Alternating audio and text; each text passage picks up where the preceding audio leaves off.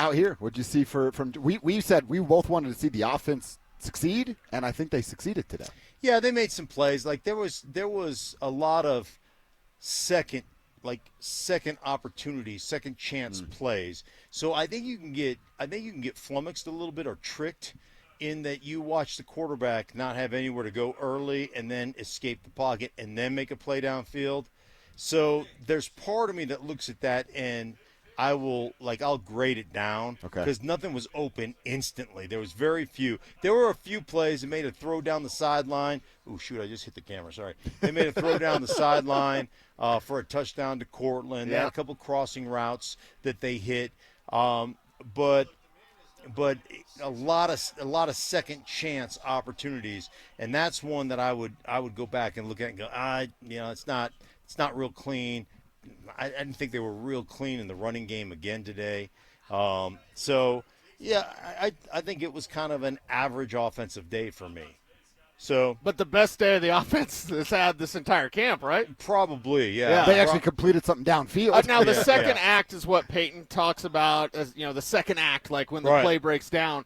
We counted 9 guys that caught passes from Bo Nix in team drill, not 7-on-7, 9 different players. Right. I mean, that's got to be a positive, even if they are second act plays. Yeah, there's no question about that. And I think one thing, and I talked to Sean about this yesterday, but one thing about this defense, and I've done several of their games, Nick Wallace is a guy who was a disciple of Mike Zimmer, who was a great coordinator in this league for a very long time. And then he and Jonathan Gannon worked with Minnesota. Then Gannon took the job as the defensive coordinator, in Philadelphia. And then he became the head coach in Arizona. And Nick Wallace has come with him. Nick really gives you dirty looks, like really hard. Yep. So one of the issues where you don't get a clean takeoff, you don't get a clean look, they really line up in a lot of 5-man front. They'll have a 5 shell with 3 different safeties where it's hard to designate what they're in, who's coming down. All 3 safeties that they have are not only great safeties and run support guys. Budda Baker is a freaking phenomenal football player, but they can also cover as nickel corners. And so they're really, really hard to identify. And so that part, having some success and moving the ball a little bit and getting the different receivers, that tells me that, hey, after you get, that initial kind of tough look, you made some plays, which was really – that part is really good. But, you really like them. For me, I'd really like to come out and just run the snot out of the football and run down somebody's throat, and that really didn't happen. I actually want to ask you about that. The stuff that we saw with RJ of him kind of bouncing outside and rather going than inside and then working on it a bunch yesterday. Uh-huh. As an offensive lineman, how much are you, especially with the younger guy, kind of getting on his ass a little bit about popping it outside rather than taking what's in front of him? Yeah, it's Mike Tomlin told me this a couple of years ago. I was doing a game in Pittsburgh, and he said with his running backs at the time, not every run is a smorgasbord. Sometimes you just need to take an appetizer. Give me 4 yards. And you look at what RJ Harvey did. Very first game. Our very first play of the game was 18 handoff. They motioned the tight end across the formation. They run 18 handoff. The entry point's on the inside hip of the tight end. He was 2 yards outside the entry point, and it ended up being a 1-2 yard gain. Mm-hmm. Had he hit the entry point, he's got a backside cut that's an automatic 8, and if that safe or that wide receiver who's in a cut split hits the ear hole of the safety and he sees that and cuts back, it's a house call in the first game, at the first play of the game. And so just the entry point on that just screwed the offense, right? So that's very coachable stuff. Later on, he had another 18 handoff where you had end and a Sam, end in a 5 technique. We head over, that means head up over the offensive tackle. Sam on a 7 technique, which is just the outside shade of the tight end.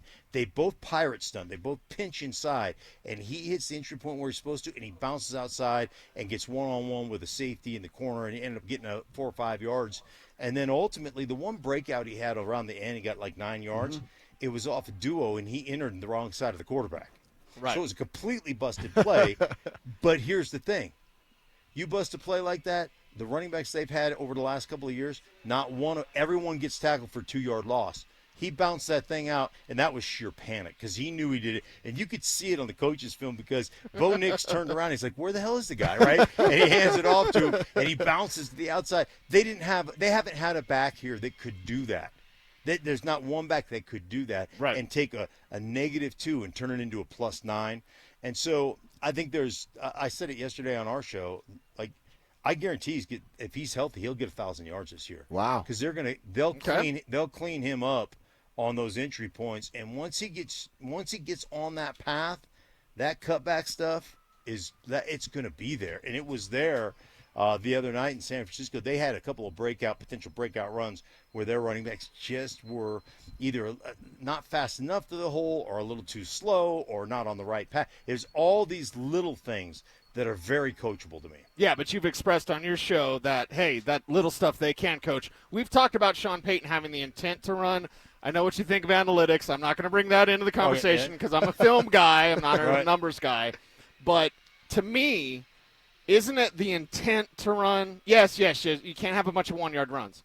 But having the intent to run. Sean Payton had a top 7 rushing attempts unit, top 7, 5 times during the Saints. So he can run the ball. I love that. You talked to him for an hour plus yesterday. Yeah, if that's analytics, then I'm into it. Okay. Because it's running the ball. The intent is more important than, hey, you just got to have 5 yards to carry. One of my biggest indicators of having success offensively is number of rushing attempts. Yes. Not yards per carry. Yes. So go back to the Super Bowl.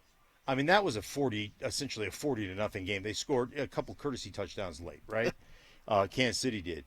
But you look at what they averaged. They averaged, 2.6. Saquon was like 2.6, 2.3.1, whatever it was per carry. It wasn't very good. But I think he got 26 rushing attempts or 24 rushing attempts. Mm-hmm. So this has always been big on mine. You have to understand the value of a 2-yard gain. If it ends with a positive fall forward and some nastiness, because what it does in play action, what it does as far as wearing down a defense, all the things that benefits, and part of the issue that you get into with this newfangled coordinators that want to develop a quarterback so they can become head coaches is they tend to not understand the value of that 2-yard run. And I've told this story before. I don't know if I've told it to you guys, but I was consulting for a team. And so I ended up watching a bunch of their film, and this team had come to me and said, hey, really want to, dig into the outside zone. We want to master it, and we really want to, do this. And so I said, all right. So it was during COVID, so we had to do it over Zoom. Normally I go into the facility, but we had to do it over Zoom. And this particular coach is like, hey man, I'm glad to, sit down with you and talk to you and blah, blah, blah, blah, blah. And he goes, we really, want to focus on the outside zone, and we really want to run the ball. And I said, do you? And he goes, yeah, that's why I hired you, and that's why I've got you. So I really want to really focus. I go, but do you? And he goes, yeah, that's why I had you. And he's getting pissed. I go, but I finally said the third time, I go, but do you really want to be good at it? And he goes, all right, what's up? And I go, dude, I just spent like a week just devouring your film. And I go, you know what I hate about you? And he goes, oh, great. They go, wait, he paid you. Right. He paid. I go, check was already cashed. Right. Yeah. I go, you know what I hate about you? This is honest to goodness truth. I said this. He goes, okay, I can't wait to hear this. I go, you'll run it 3 times for 2 yards of carry. You'll throw your hands in the air and say, man, we can't run the ball. Yep. But I go, you'll let that crappy quarterback that you have throw 7 incompletions in a row and not even think twice about it. I go, I said, that's on you. Until you understand the value of a nasty 2-yard run, you will never be good at running the ball. And so then it became a really good conversation about tracks and what you want to accomplish in the zone and the entry point that we talked about, where you want to enter each run, how you, like all those different things. But it really came down to more, my consultation to him was more about like developing kind of an attitude of we're going to run the ball, and we know the value of doing that. And how we got connected, how me and this coach got connected, is I asked him a question in a production meeting, and I said to him, they had 12 goal line plays in a game, and they scored 1 touchdown. Oh wow! And so I asked him, I'm meeting with him. I go, how'd you feel about your goal line last week? And he goes, I really liked our plan. We didn't execute very well. And he goes, well, why do you ask? I go, nothing. I just, He goes, no, I want to know why. He goes, I want to know why you asked. And I said, well, listen, let's just carry on the meeting. He goes, I want to know why you asked. And so I go, well, I'll tell you after the meeting. He goes, okay. So we go on. We talk for another 30 minutes or whatever. We wrap up the meeting. I think he's just going to go. And he goes, right now, why? Why'd you ask me that? And I go, because you ran 12 plays from goal line out of 12 different formations and 12 different personnel groupings. And I go, if I played for you, I'd come off, from the field on the sideline and I'd dog cuss your ass. I go, because you never give me an opportunity to show you one thing and then have you try to defend it again and now beat you with something that adjunct play off of that formation or off of that personnel grouping. And he goes to me, he goes, dude, I want to talk to you in the off season. Give me your number, right? And so I gave my number, and that's how that started. But it's really more than anything, it's curiosity. Like, one thing I've always loved about Cecil, he started this as a fantasy guy. That's how I knew him. Yeah. And he always was very curious about the game. And like I'm going to show you guys something because you'll love this. Like, okay. Cecil will love this. This is exciting. So I've got all these notebooks that I have kept for years, right? So this is my off-season project. Okay. So I got into all these notebooks, and I just started taking notes. So if you look at this little green notebook, it's like Bobby Boucher's, right? So I've got base fronts, techniques, passing concept. Right? Holy so cow. if you go through these are all the passing concepts that every team runs. I need to go to my goon room right now. No way. Like, this is awesome. Every formation, there's a four verts concept. What you're trying to get versus middle of field closed, middle field open, right? You've got who you're putting in conflict on certain things. Just double post concepts, the switch release concepts, why switch release is good for creating leverage. All these different things that I've got. This is page after page after page. All the routes and how far, where you cut a route off at, the depth you're trying to get to, defensive concepts, coverage triangles versus 4-2 versus 3-1, all the different split field reads, palm coverage, poach coverage, all the things that I have written over the years, all condensed in one notebook.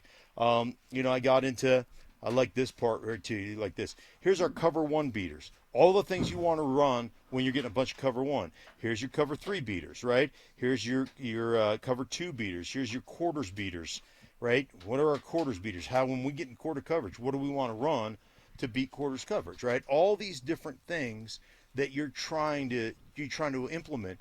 And because, we make it really complicated, and it is, but it's really simple at the same time. And so it really becomes like, how do you recognize things? Like, everybody runs, they call it different things, but everybody runs the exact same.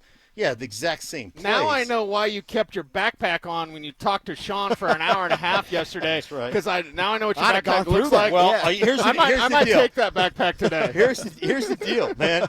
I was walking out. So I was walking out. Yeah, Sean grabbed you. Sean grabbed me, and then he goes, let's go talk to Stokely. And I'm like, all right. So then we go talk to Stokely, and I have my backpack on because I was leaving, and I had it on for an hour. I looked like I parachuted in, on that. We thought you were a kid going back to school. Right. Well, I was like that Broncos parachute team. I came in, but my pack didn't open. Anyhow, so, of course, and because I'm fat, I make this is an actual adult-sized backpack, people. It just doesn't look as such. Yeah, it looks like I'm wearing a little kid's backpack. It's like Dora the Explorer. Right. Back Where's to the map? school, like Billy Madison. Back to school to prove to Sean that I'm no fool. So anyhow, but you show him that notebook, he's gonna know what you're working with. Yeah. Right? That was impressive stuff. No, not really, but it's all the things. Like, I had 6 notebooks, and I go, where did I write that? And then I'm digging through notebooks, and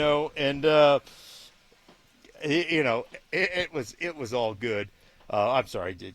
Let me just do a flex right now. Just text him with Jonathan Gannon, the head coach at Arizona. Wow. Okay. That's all right. I like that. I mean, I might have to go downtown to their hotel tonight. Oh, show them some of the stuff. I love that. No. Only Go see if I can get a free meal on the Arizona Cardinals. That's smart man. Yeah. Smart man. Do it up. Or if Mike Bidwell sends me a bill after 8 over there. Maybe. Well, Stink, I got to tell you this. I don't know if I've ever even told you this. Stokely makes me look cool with my Indiana family, but for some reason my Indiana family's torn right down the middle. They're either Washington fans or Colts fans. Okay. And when I got this job, my Uncle Tim, shout out to him, he listens regularly, looked up the lineup and is like, so you're going to be working with Mark Schlereth now. And they think it's incredible that I'm a coworker of yours. That is so Uncle Tim, way to go. By the way, it's so cool how some states are divided. Like you go to New Mexico, right? There's a portion of New Mexico that's all Bronco fans. A portion, a third, is all Raider fans, and then a third is Arizona Cardinal fans. Wow. Depends on where in the city you are, right? And then you go to Carolina. Back in the day, they used to send us to Carolina to play preseason games. And so one of the first preseason games, Brian Mitchell's first preseason game, should be in the Hall of Fame as a special teams player. So we go to play Atlanta in Carolina because half of Carolina was Washington Redskin fans and half was Atlanta fans, and they were vying for a team, right? So we go down to the University of North Carolina and play the Atlanta Falcons, and we play our quarter or whatever, we're out.